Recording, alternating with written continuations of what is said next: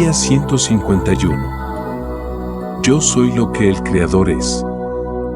Luego, yo soy la divina presencia en quien cada ser vive, se mueve y tiene el ser. Cuando llegas a vivir esta verdad divina, sentirás que el Padre está en ti y en cada ser que desea conocerle. Desaparecerá de la mente toda idea de separatividad y el corazón se expandirá en amor desde esa unidad. Si muchos aceptaran esta verdad, estarían en armonía reconociendo que todos somos hijos de un solo Padre.